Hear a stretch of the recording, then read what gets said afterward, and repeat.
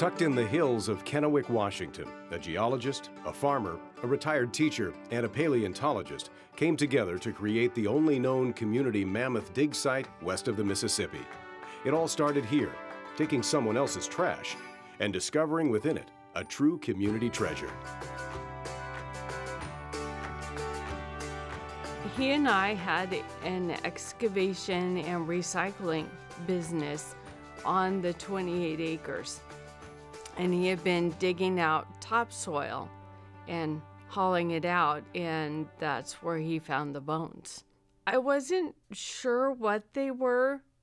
I just told him, cover them up and I'll figure it out. And I took the pictures and I was gonna contact some people and see if they knew.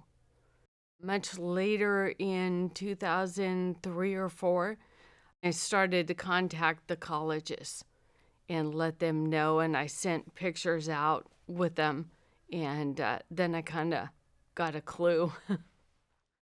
I've been interested in Ice Age things for a long time. I've been a member and actually president of the Ice Age Floods Institute in the past. And in 2008, somebody called my school and said they have a mammoth and they'd like to get high school kids involved. Our secretary turned it over to me because of the Ice Age connection. And the next thing I knew, I was hosting a bunch of high school kids and college kids up here. We found a mammoth, the rest is history.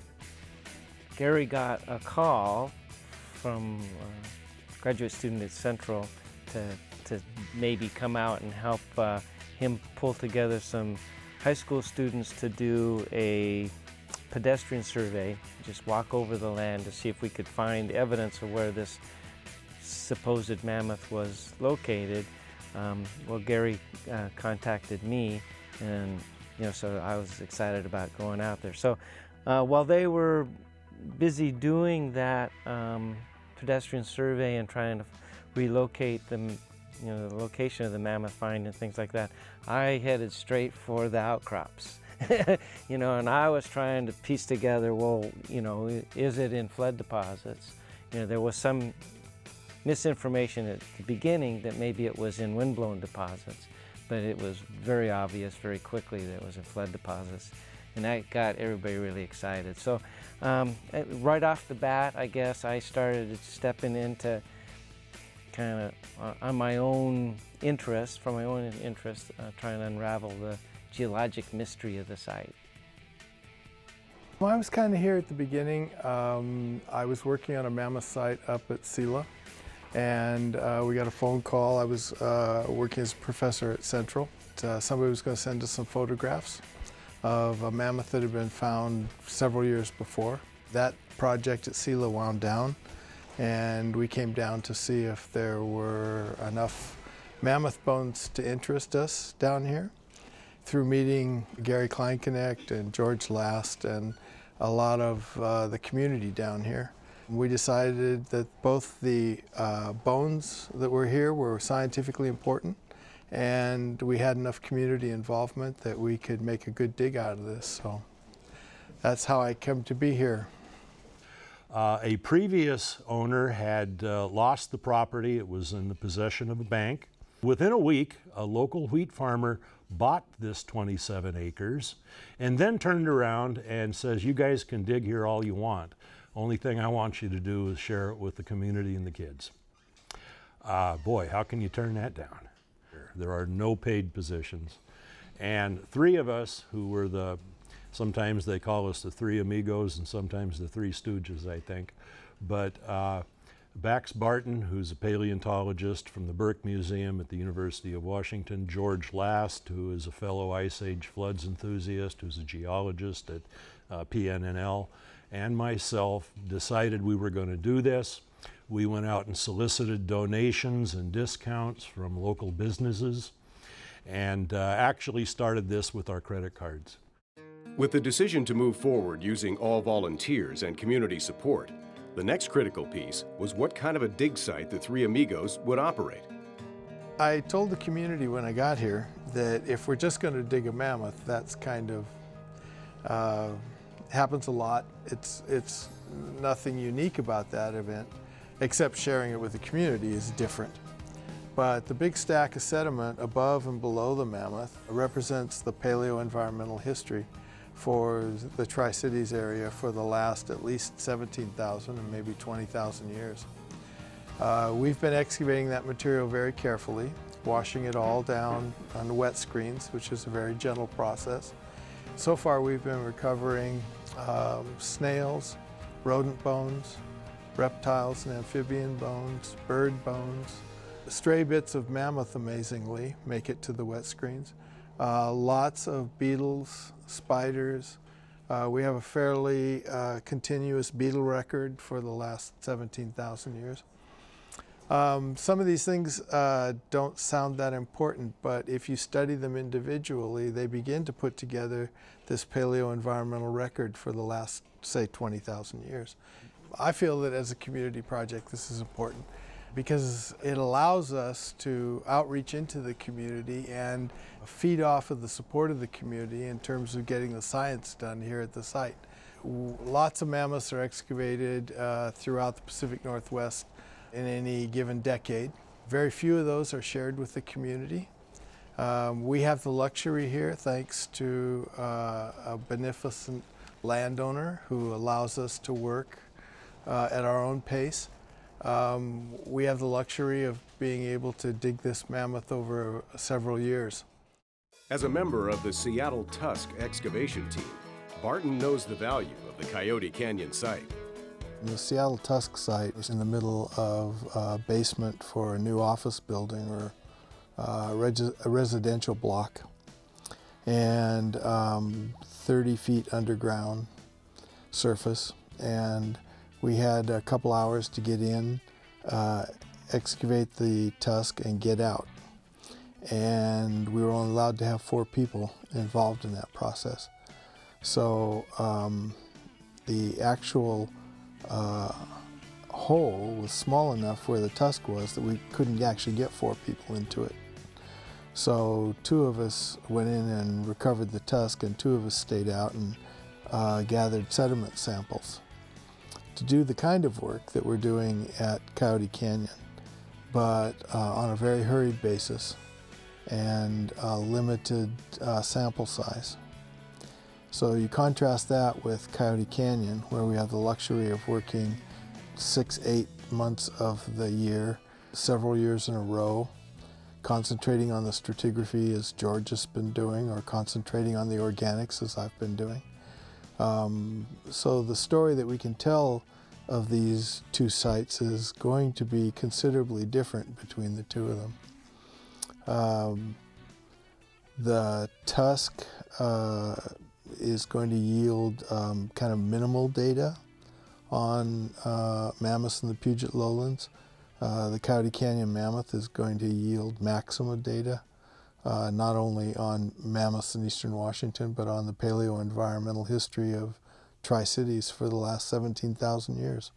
So, after forming a not-for-profit, they wrote a grant request and gathered their core of citizen scientists. From an administrative standpoint, it's all the development and setup of the nonprofit organization, and you need to fund it. And so we went through a considerable effort to try and develop a research grant, and there was a lot of effort put in to doing that. Unfortunately, our grant efforts were not successful. We've all been trained here. We train new people. We welcome you. The people we're looking for are the people who will come back time after time. We work 2 weekends a month. That's not a huge amount of time. We don't chase people away. If people don't come back, they don't come back, but we want the repeat folks. We have 2 websites, MCBONES website and the Coyote Canyon website. Information for tours are right there. You can get my phone number or Donna Van Beek's phone number, and certainly any contacts to those will be passed on to the training staff, and you can become one of us. This is my first year.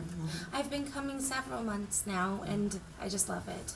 To meet up with people from the community, they come here every weekend. Is a new variety of people. You get to meet some of the most interesting people with so much knowledge, and you get to learn every station of the entire process, and they teach you at every step what you're supposed to do. So at the end of it all, you can do each station completely alone, and you learn so much. It's such an rewarding experience. This is my third summer here. I've started out on the wash station. I've been doing that for 2 summers and started this summer. I also maintain the water line. We got over 300 feet of water line to maintain. We maintain the screens. Also, I maintain a lot of the weed control around here, a lot of the fixing. Anything needs fixed, usually assigned to me. More recently, I've been doing digging, bucket carrier, whatever they need, I do. I heard about this through a friend of a friend and thought it sounded like a really interesting opportunity. I haven't dealt with paleogeology or paleo-environmental dig before. I'm an archaeology technician for my job, but I thought it'd be really interesting. I never dealt with mammoth bones, and for me this is great training and systematic scientific excavation. The neat thing for us is that, first of all, the intent of that phone call I mentioned was to involve schools. And the neat thing is this is a highly scientific study of the past happening right in our community. And we've got schools within arm's reach. Lots of kids, lots of community members who are interested in this sort of thing. So it's just sort of a match made in heaven. Awesome! Isn't that something? We hosted every second grader from Connell. This little guy is what a lot of the little kids think about. This is Manny from the Ice Age movies, but that's a nice starting point. You have to build knowledge on previously learned knowledge. And so I keep this guy on the table in front for the little kids to look at. Then they learn a little more about mammoths, how old they are, how they're related to elephants. They get excited to see some of the bones, and then we take them down and show them the actual dig site and expose the bones that are still in the ground but partially above ground to the kids, and that's pretty exciting for them. For the middle school kids, with the help of a teacher from the Pasco School District, we've begun to put together a sort of field school. We have divided the dig site into 4 stations. We let them do some mapping of stratigraphy. They use metrics. They use the graph paper that we use, the same stuff. We wet screen all of the sediments that we take out of the digs that surround the bones. They get to wash it. Then we take them up to the dig house and we let them pick through some of that stuff. Well, that's the next actual step in separating the organic material from the lithics. And once we get the plant material and the animal material separated, the reports we get back from teachers are that the kids actually talk about it for several days after that. I would say it's a great experience. The kids absolutely loved it. They had, such great enthusiasm about all the stuff here, and it just brought to life all the stuff that we've been studying in our history. And anytime you can do that, you make lifelong learners out of them. We have another youngster that showed up at a little community ed class. This young man's name is Sam. And Sam was actually just out of the 8th grade. I got started here because I went on a tour of the site when I was in middle school, and they said I could start volunteering and working on the project because it was something that I was interested in. Because I had more interest in the bones than others, I started off digging much sooner than other people usually do. And then I started doing scientific projects with Bax and George. He's now an incoming senior at Prosser High School, but he has produced some work on studying gnaw marks on the bones and determining based on gnaw mark measurements what kinds of animals had been chewing on the bones at the surface. So I've presented a project based on the ribs of the mammoth that we've taken out, and I presented it at the Northwest Science Association meeting in Portland last year. Pretty high quality stuff for a high school kid. So from that perspective, that's kind of the high end. I'm really tickled to be involved in it and love to see these kids doing that. Again, my role is a connection with the community and the schools and linking them with these kinds of projects. Every volunteer is put to work when they come out to the site. They're given an orientation by one of the dig directors up at the dig house and then head down to get dirty at the site. We're in the bone bed, or the rib bed, if you will. We've removed about 14 ribs so far. That's maybe about a third of the animal's collection of ribs. We ran into bones at about layer 21. We dig down in 10-centimeter layers, so that's about 6-7 feet down. We're now at layer 26, so we've come down maybe a foot or so. There are some still in the ground, parts of them are exposed, so we've got more rib bed to go. Originally, the property owner years ago, about 15 years ago, found the mandible, the lower jaw. That resides in Seattle now. We don't have possession of it, but there was never mention of a skull. So we'd love to find the skull and the tusks. We have an idea where they might be. We had an idea where we thought the pelvis would be. That's another important thing for us to find. The lower jaw and the pelvis, by the way, will give us information on the gender of the animal. We don't know if it's a girl or a boy. We'd like to. So there's a large animal down there. It's nearly completely there. Well, there's a number of things that we do, geology speaking wise, out here. Everything from mapping the stratigraphy, collecting lots of different types of evidence. We've done magnetic susceptibility and particle size and X-ray fluorescence, which is going on now, and stable isotope work. There's just a whole variety of things. We're also looking at lithic fragments within the rocks or the sand and trying to piece together how the geology has changed over time before, during, and after the mammoth was laid down. I am supposedly in charge of the wet screen process, where all the dirt that comes off the hill in buckets has to be washed very carefully. Everything has to be kept separate by what unit and what level it came from. So there's a lot of organization. We get most of the new volunteers start on the wet screen, so there's a lot of both teaching and keeping track of, oh my God, don't do that, and all. So that's sort of my responsibility, and this is where all the data that's non-mammoth related is going to get processed first. So if we louse it up, we really louse up the whole project. And I've been coming out here for almost 2 years now. It was an interest of mine to come out and get some more experience. I had worked on mammoth sites in other areas and other places. Mainly what I do here is I end up doing a lot of soil catalogs. I dig around the bones and in the mammoth pits when they need them.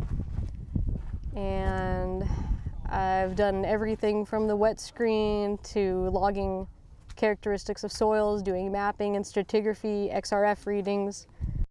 I started washing screens. They like you to have a little variety, but then they bring the samples up from those screens and we go through each baggie and we try to pull out all the interesting samples for our paleontologists and our scientists and our botanists to evaluate in their labs when they take them, the more high-powered and the more in-depth. And so what we're doing is pulling out anything that looks like animal or bug parts or seed parts or pieces of antenna or pieces of little slivers of bone, and then we also have categories for our rocks too, that so our rock people can take a good look at the different varieties of rock in those eras. So we're at level, for instance, level 5, which is down quite a bit, maybe 3,000 or 4,000 years, and this will give them some idea of what kind of plant life, what kind of animals were living there, what kind of seeds are still available in those days, what the animals were eating. Anyway, it's just all around interesting because there's a history in every little piece you find in here. It's so important for this organization to rely on volunteers to do and participate. Everybody has a different set of skills and background, and so they bring with them their own biases and ideas, and oftentimes that leads us to doing things a little differently, or we try something new, and so it's not just technician work, go do this or go do that, but it's kind of the citizen scientist work, thinking that goes into it that is of value to us as well. And then there's the camaraderie. I would say it's a combination of science and fun. We like to have a good time. It's very physical. You are going to get dirty. You are going to be running around with heavy buckets or whatever you can do. But it's really contributing to real science as well. So it's a sense of accomplishment. As more units get opened, as more levels go down, we're learning more and more. So I would say to someone, if you're willing to work hard and get dirty and have some camaraderie and make a contribution to science, this is where you want to be. A lot of people, if they knew that there was a mammoth being excavated here, they would think, oh, well, that's science and I can't do it. But in point of fact, this is kind of like, think of an octopus crawling out of a bucket or out of a can. It heads off in all directions at one time. I would love to see some artists show up and support us. Carpenter, we could use carpentry work. We could use gardeners, for example, to help us beautify the site and make it more presentable to the community. We just have needs for lots of talents at lots of different skill levels. And now that I can look back on what may have happened had we gotten that money, and we would not have had to rely nearly so strongly on the local folk. And I really think that the Tri-Cities is probably better off in this situation, even though I'd like maybe some of that grant to help support some things. The enjoyment here for the scientists is really to be able to share what you know with the community. We have a scientific responsibility to share it with our colleagues. So at the Burke Museum or at conferences or at WSU, things like that. But really being able to share it with the community is what gets us here as volunteers. The word's around the country. We have guest scholars from who are actually working on a beetle study, who just graduated from Evergreen State College in Olympia.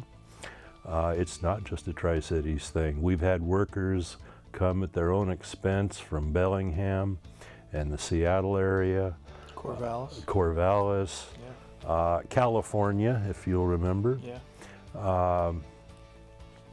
The last conference we had people from China. And in fact, yeah. Around the world. So it's worked, and we didn't need millions of dollars to do that.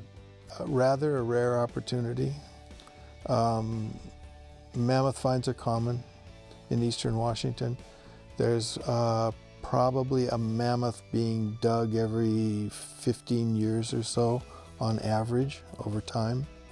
Most of those are dug by universities that want to get in and get the bones and get out, or museums. So if you live in the Tri-Cities area, this is your mammoth for this 20 or 30 year stretch of time. And you need to take advantage of it and come out and join us and participate. Next time, we'll look at exactly what the citizen scientists are discovering at Coyote Canyon Mammoth Site.